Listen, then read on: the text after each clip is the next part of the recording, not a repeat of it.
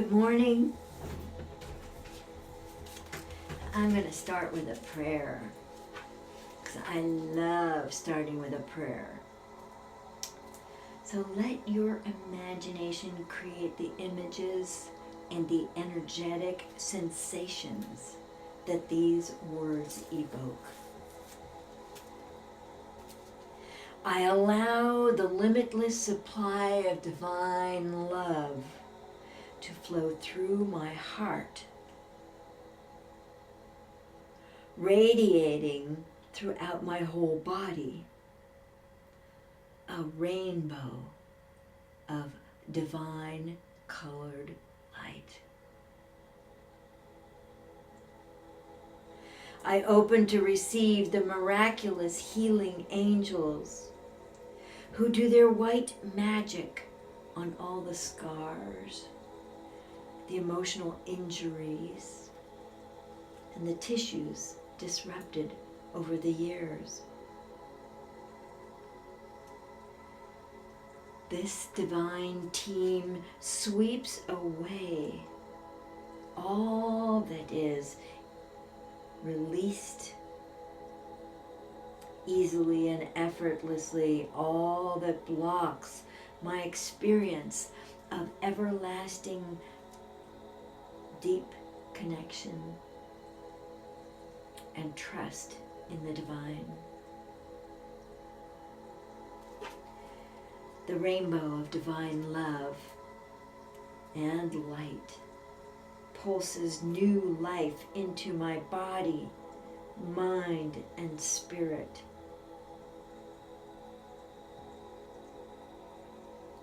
I seal this in truth by saying Amen. Breathe.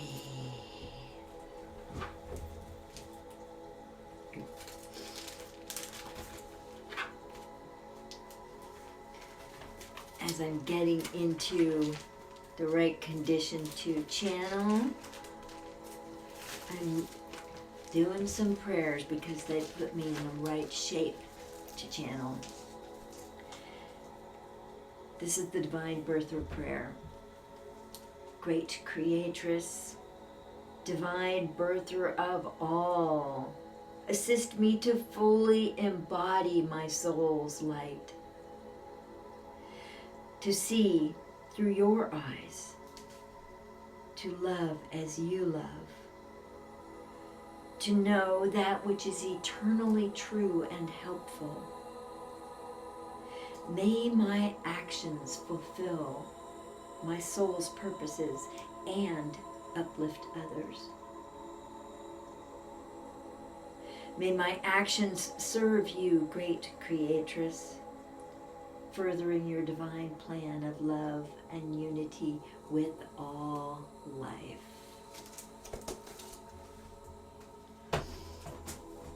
Okay. Just gonna check in over here and see how we're doing with questions and all that kind of stuff. Okay. I'm gonna bring in Anubis. Good morning, Marco. Good morning, Darla. I did your prayer. I wrote that prayer, the first prayer for my Aunt Darla and for her healing. Now, I'm going to channel for Christina, because she has asked a couple times, and Marco has asked a couple times to channel for them, and I didn't get the questions at the right time, so I'm going to do that now. Tuning into Niko. I'm asking the guides, what is the truth about Niko and his passing, and how does that relate to Christina? Well, Christina, you should know that you were the apple of his eye in your childhood, that he was always thinking about you, and that his understandings as a man, as a provider, as the man in the family, were very much focused on, I've got to take care of my daughter, I've got to take care of my daughter, I've got to take care of my daughter. He had some, he had a tendency to drink too much, I think, is the way it's looking, and that got in the way of his real abilities to fulfill the idea of being a provider and a father and an example. So the coma, ooh, okay. I'm seeing the coma originated as a blow to the head. Was that through a car accident, or no? It was actually a fall. And so let me just tune in a little bit more deeply. Niko, can you share with me what you were experiencing at the end of your life there? Oh, he was very frustrated. He was really trying to get messages to you guys while he was in coma, and to the family, to you, to his wife. It seems like you have a brother. I don't really know. It seems like there's another young male there, but as in a child, maybe a cousin. But he was trying to get the energy out of his body to be able to speak, to be able to touch, to be able to comfort you all, since you were so grieving. It was unfortunate to him that his slow death, or this warm up to death via a coma, caused such suffering and loss and tears, and the powerlessness on both sides, on Niko's side as well as for Christina, that feeling of being ineffective and unable to communicate. He tried to put pictures in your mind. He tried to remind you that you'd had fun and that things were good, and that there was love in your life. And I feel Christina crying a lot at those pictures, and what it made her feel like was, I'm going to miss him, I'm going to miss him, I'm going to miss him, I'm missing him already. And to be able to count on him for comfort, guidance. Sometimes some really good wisdom came out of him. There was that magic place where he'd been drinking, but he hadn't been drinking too much, and he would be really quite wise and quite sensitive and quite honoring of Christina's relationship with him and his relationship with Christina. So very much a two-way street. The promise that Niko made to Christina at a soul level when she asked him to be his father was that it was going to be a great development of soul, in that your previous incarnations, Christina's previous incarnations with Niko, had been more like a brotherly, a brother-sister arrangement, not a parental arrangement. And so there was that fun that a brother and a sister could have, that leisurely, playful, fooling around, teasing kind of relationship that was really good for them. But when you were a brother or sister, but when Niko was your father, it was a little bit more mature, but it still had overtones of playfulness and teasing and sing-songiness. I love you dearly, that kind of thing. He would go into a song just to express himself. And he does miss you now. And he tries to visit you in his dreams, but his doesn't have the skill set just yet. He's working on it. Actually, he's working with some beings of light who are helping him to develop some psychic skills to be able to send messages, transmit energy, transmit supportive love, not that sort of heavy attachment love, but supportive love to Christina so that she can be free and happy. And he apologizes for stepping out of the scene early in life. But he'd had several other deaths where there was a long, aging, lingering process, and he really did not want to do that again. He wanted to well, he says he wanted to leave a good-looking corpse, because I think he was probably quite attractive and magnetic to women, and flirtatious, and knew his commanding good looks got him a lot of mileage in life. Let's see, Niko, is there any other message that you want to give to Christine?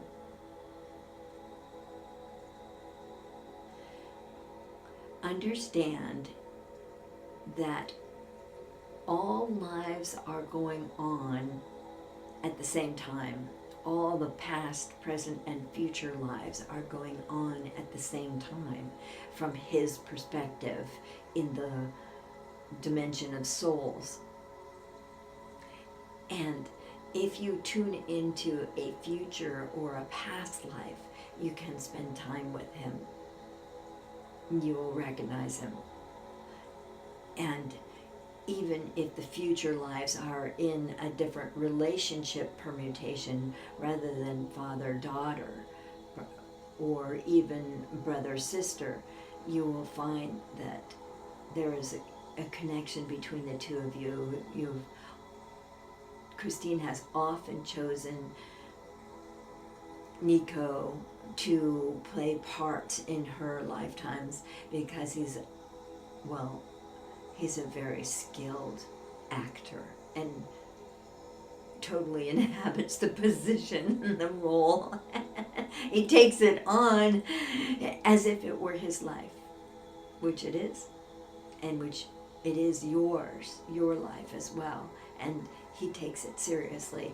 And all of his love and all of his participation in your lives, Christine, whether past, present, or future, has been about giving you trust in love. To know that love is the glue of the universe. It is what holds the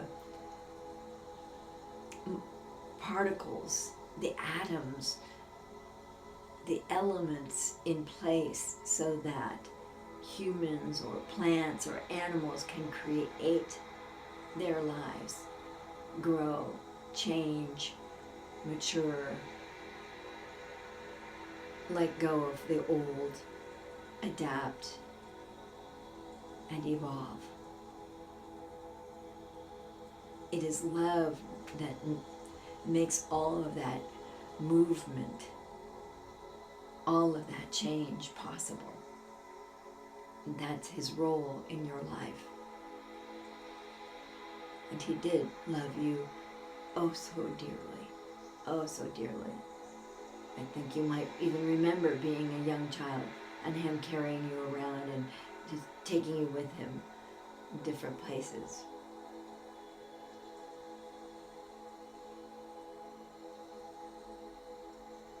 That his relationship with you as a female, as a child, was very good for his male evolution.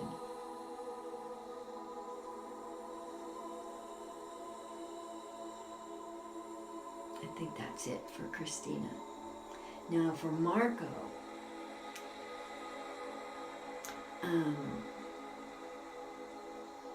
that's going to work on connecting Marco with his grandfather, Ziva.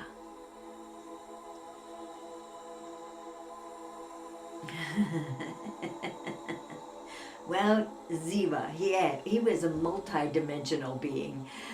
Well, he could be very festive and very outgoing. There were times when he would recede into the background, that he would go into kind of a dark, depressive mode, and not want to be around people.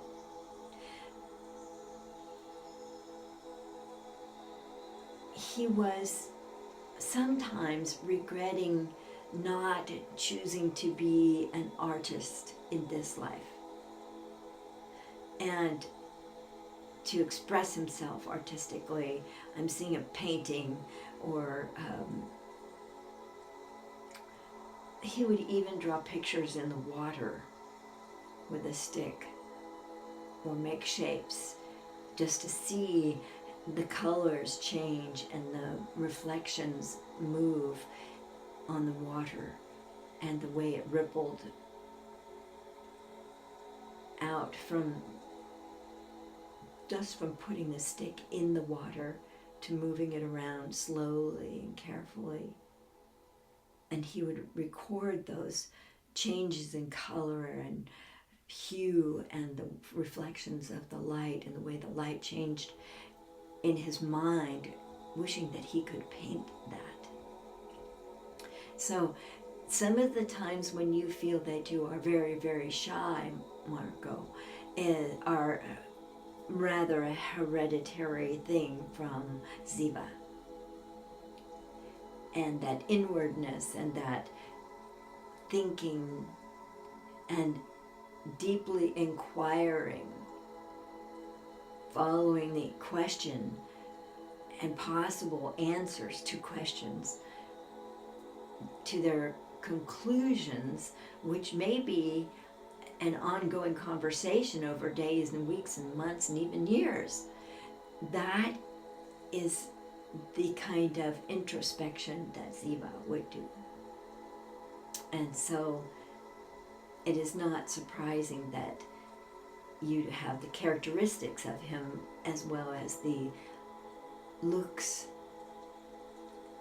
the same kind of physical attributes and facial shape and characteristics. And I suspect that since your mother, it was your mother's father, Ziva was her mother's father, that she would often see some look on your face that looked so much like him coming through, even though he died when you were a child.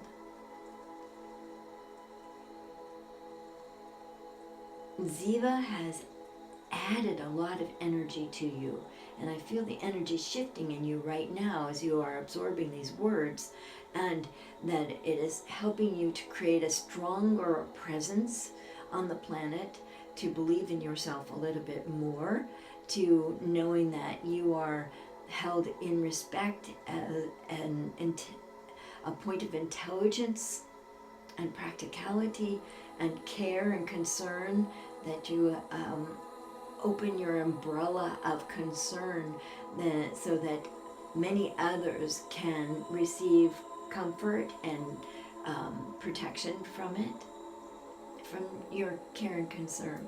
And this is as Ziva would have you be, because there are parts of you that are executing maturity and a broadness, a passion that extends farther and farther out in community, whether, especially since you are so adept at being on the internet, your community in Facebook groups, as well as in your physical locations where you are in Serbia or Greece or Canada or wherever else it is you're traveling. These places are all your communities, and you are tying together, you are linking greater and greater levels of community with one another. And this is something that Ziva had hoped to do, but I feel that he was unsuccessful. Perhaps he took a run for mayor of the town or the region that he was in, some council position, city council, county council, magistrate position, and it didn't work out as he had hoped. He was burdened by how bogged down things got in personalities and strife and competition. And Ziva had been a minister, I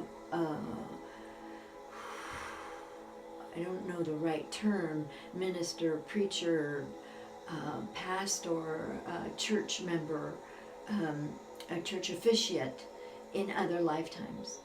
And in that sense, that's when he learned to see humanity as his flock or his parishioners.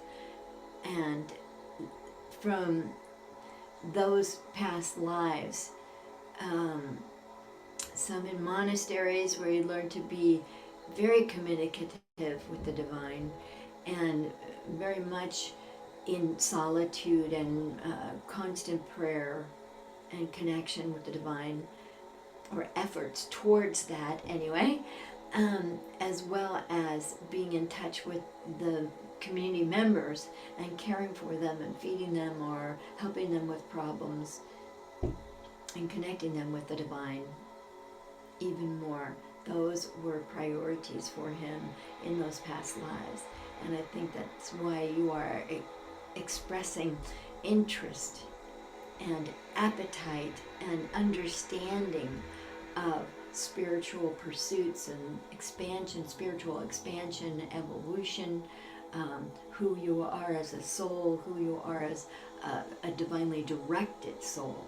These are all in continuous expressions of Ziva, and even as yourself. It's how you interact and mix with Ziva over the time, and you have lived many lifetimes with Ziva, and often he has been a guide for you. Ziva, is there anything else you can tell Marco that would be useful? Oh, he says hello to your mother. He loved her very much. The beauty of the family. Beauty as in physical features, but also the way that your mother exemplifies beauty and responds to beauty. So bring your mother some flowers if you can, and let her know that they are from Ziva with his love. All right. Okay, I'm going to read some more of the questions. We're having some good responses. He did have a creative soul. Good morning, Cheryl Mock. Okay, great. That's great. Okay, Marco says, I never looked at it like that, but now it makes more sense why I felt this way, especially regarding travel. He couldn't, and yet, yes, he had a high position in city council. I never even told you that, and you knew it. It didn't work out. It didn't work out. Oops. Because, well, people, yeah, people help make it not work out. There's kind of the tricky part. um, and he adored my mom. He loved her very much. I will do that. Meaning, I think take flowers to your mother, and thank you. That's good. Okay. Wow. I hope I got everybody's question. This is very good, and I hope that the information for Christina will be helpful, and that she will be able to hear this, and maybe a translation. Marco, you'll have to be the translator. That hopefully I spoke in a language that made sense to her. So I think it appropriate at this time to talk to you all a little bit about the next class I'm doing. It's on April 19th. It's a Saturday, and it's going to be from 9 a.m. Pacific to 2 p.m. Pacific, and it'll be on Zoom, and this is called Body and Soul, and it's another way to incorporate the Akashic records with body issues and learn to grow from the body issues and what the spiritual messages are from body issues, and how the soul speaks to us and directs our experience and our activities and our purposes in life through our bodies. Our bodies are a big receiver for information, energy, messages of all kinds. And Body and Soul will allow you to open your soul's Akashic records and hear messages from your masters, teachers, and loved ones in your Akashic records, which are kind of like your spiritual advisory team, as well as from your own soul, as to what your soul had in mind through having you experience illnesses, injuries, physical components to being alive and having a body, because that's what the earth life is all about, right? And the Akashic records, being able to open your Akashic records is a great way of getting the higher perspective, the soul's point of view, the perspective of the records themselves,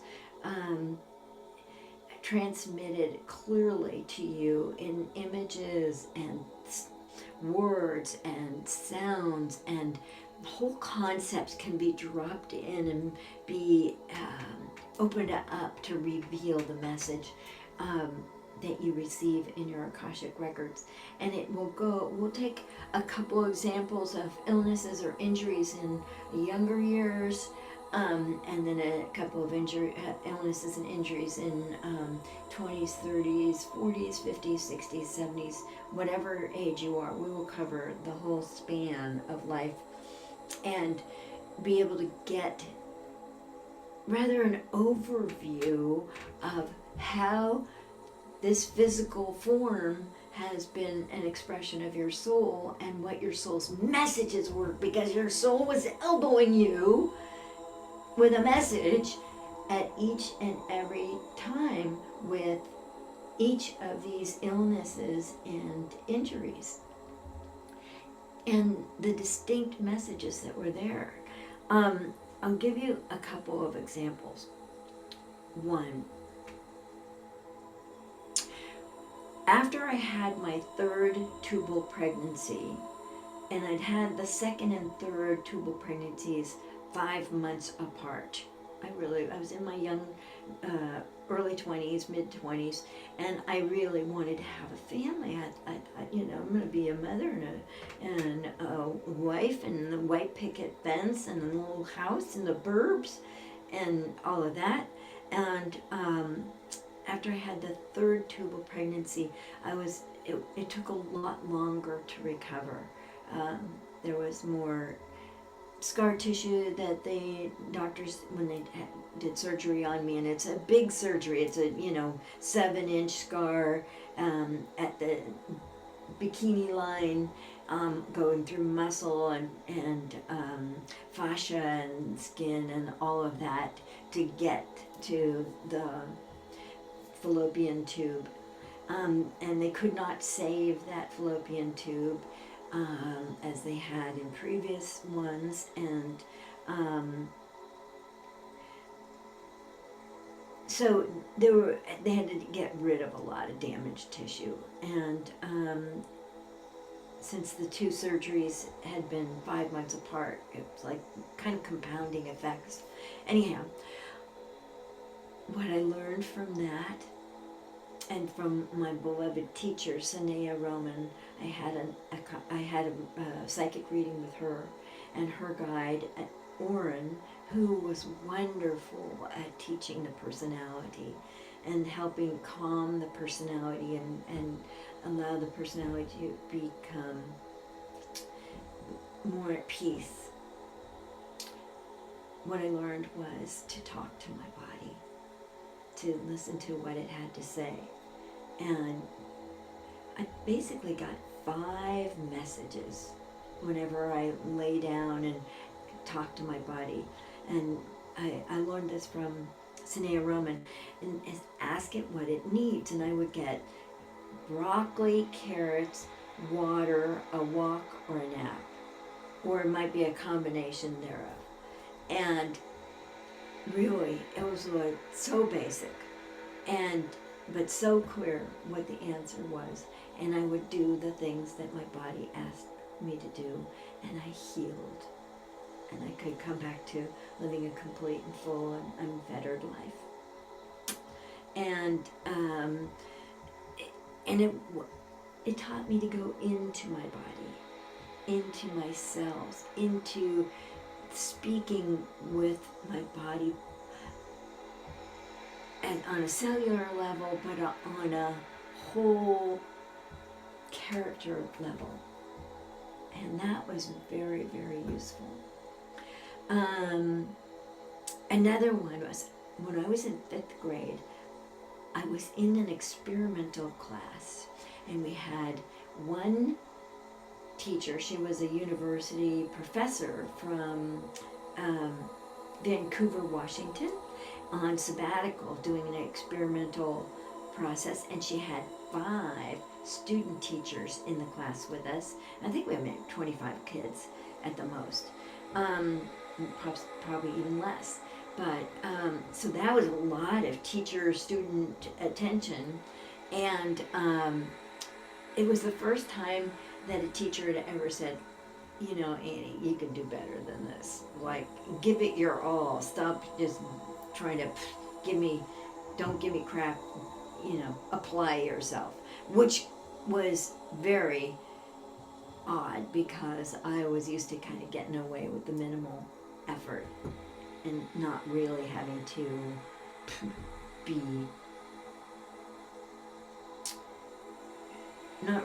apply myself, not really having to give it my all. And she demanded I do. And it was upsetting. It sent me crying and running to the bathroom and upset. But it also, I had a lot of bronchitis that year. I got out of a lot of school.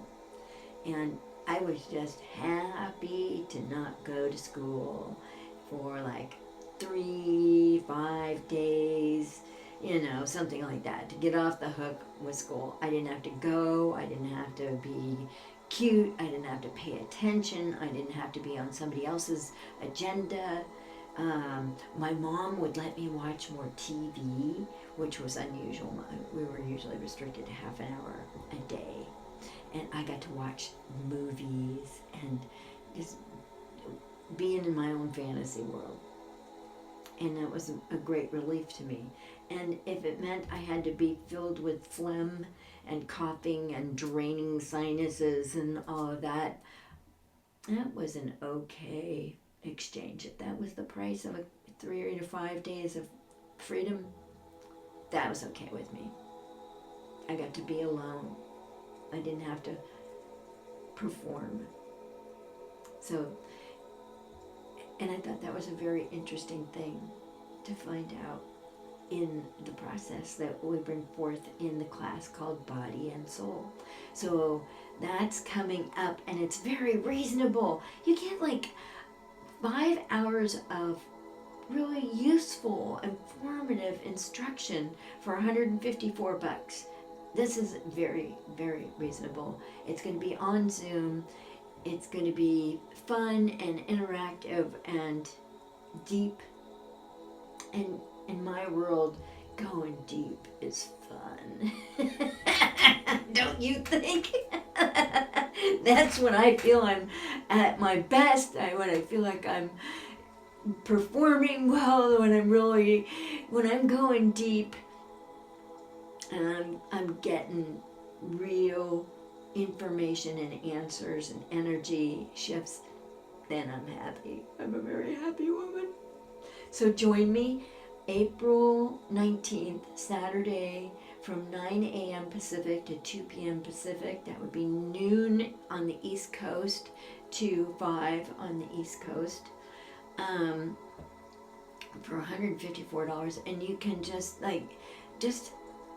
private message me and say you want to be in the Body and Soul class. Or you can go onto my website, anniechannels.com, anniechannels.com, and you'll find the class listed there in the events section. And it might be listed at Body Revelations there, because I just changed the name recently, and I don't think I let my web guy know that I changed the name. But I think it's Body Revelations, April 19th, $154. Well worth it. Well worth it. You want healing? We got a healing. We got a healing coming to you. All right. Let's see. What else do we have here in the world of comments?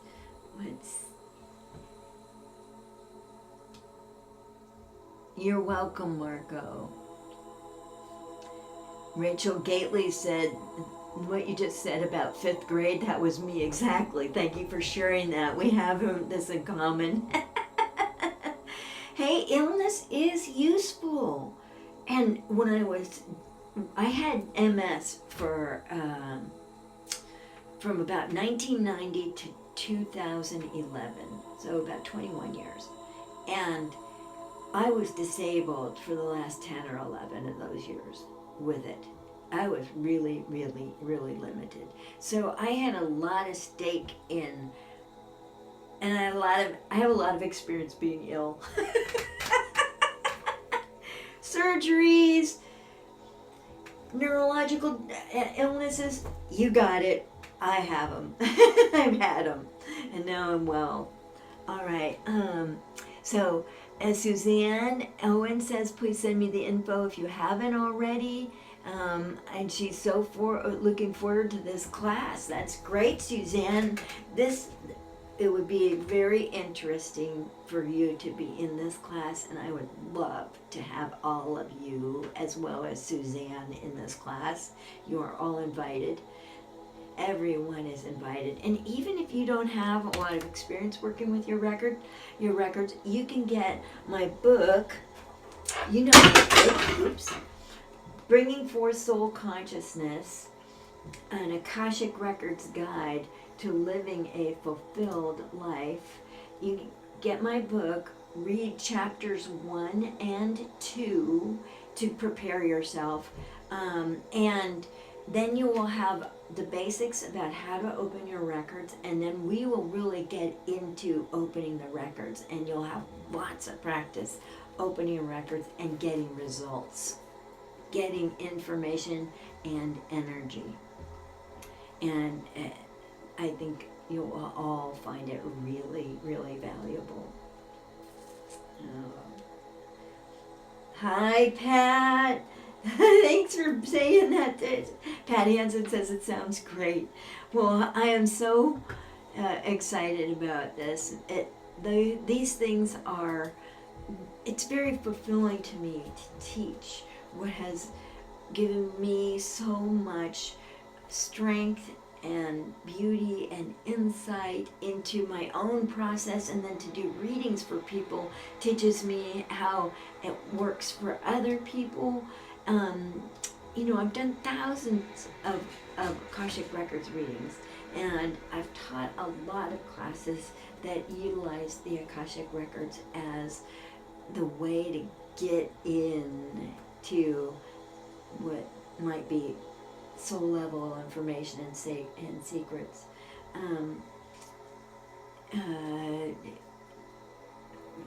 The Akashic Records are so useful. And I was a channel for 25 years before I even learned about the Akashic Records. So I've been in this level of soul level inquiry, like who my heck is my soul and how do I find out? This has been very important to me.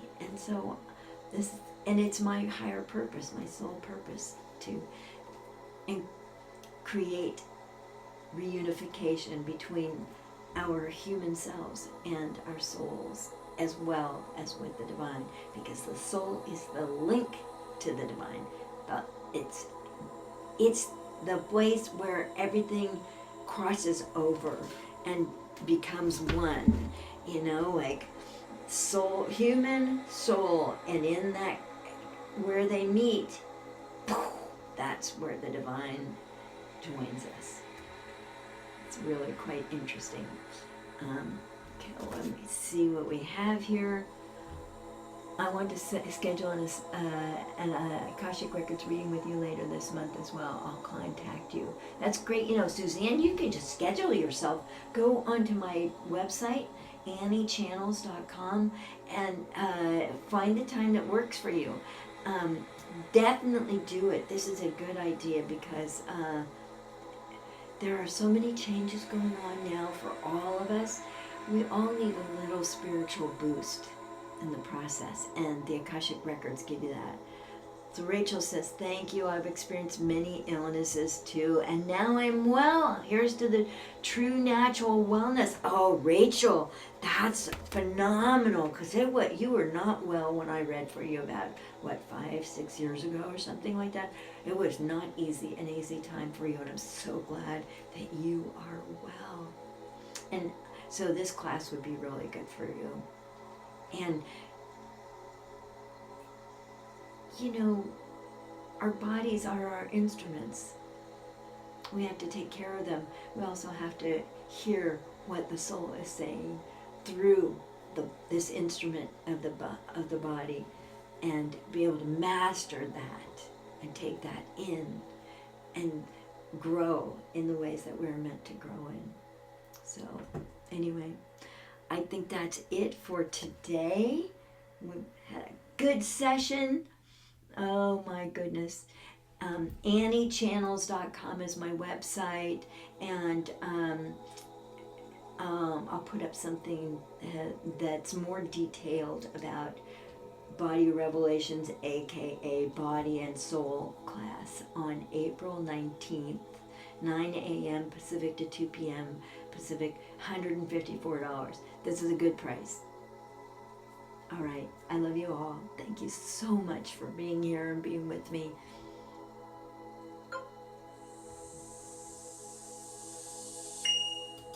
And if you like this, please like, subscribe, and share these videos with your friends and family. You never know who's really starving for this information, or this might just be what they needed for today to give them that continued step forward. I would love to help you in any way I can. That's my job. All right, love to you.